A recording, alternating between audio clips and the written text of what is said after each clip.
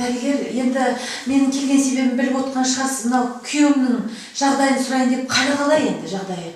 Күйеуіңіздің халі өте мүшкіл, жаман десек те болады. 3 қана қабырғасы аман, қалған қабырғасының барлығы сынған. Не дейді? Рентгенге түсірдік бүгін. Одан кейін күйеуіңіздің басын томографияға түсірдік, басынан қатты зақым алған. Жағдайы өте мүшкіл. Мына көзін емдейміз, көзінен де қатты зақым алған. Көзін емдейміз, бір көзі болса болды, болмаса бір көзін алып тастаймыз. Одан кейін енді күйеуіңіз қаны пезер, қаншер бір айуандардың қолына түскен.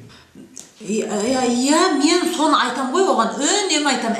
Жолама, аулақ жүр, жолама деймін. Тыңдамайды ғой мені, тыңдамайды. Не болды енді жатсың мынау? Енді мен кіріп көрсем болады ма? Болады әрине, жағдайын сұрап, көріп шықсаң болады.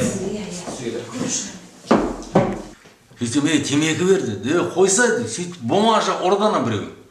Бұл қамда кеңірдектен зір кеткен астынан. Сөйтіп тауып қалды анау. Ит төртеуі келіп жабылды кетті. Бәм кеңірдектің астынан ұрдым қарсай. Мынау ғой мынау. Қатысқан ғой мен. Сөйтсем тағы 5 жігіт келе жатыр ма? Сөйтіп 10 екен ғой бұлар. Ана бесеуіме төбелес, бәрін шашытсан сол жерде. Сөйтіп тағы 9 жігітке тақтам білмеймін. Тағы 9 жігіт.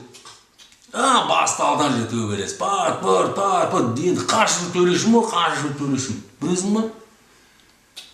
Милиция шақырып жазып жібере салмадыңыз ба? Ондай жоқ қой менде. Еркекше ғой менікі бәрі. Мен олар ұстап алам, ертең больницадан шығайын. Мен ұстап алам оларды, біртіндеп сындырам әлі оларды, бар ғой. Сөйтсем олар 20 екен ғой. Мен оны байқамай қалдым. Сол бір жігіт деп айтып артынан біреу таспен ба, турбамен ба ұрады ғой. Есінен танып қалыппын. Көзімді ашсам больницада жатырмын. Солай жігіттер, солай болды енді. Саламатсыздар ма?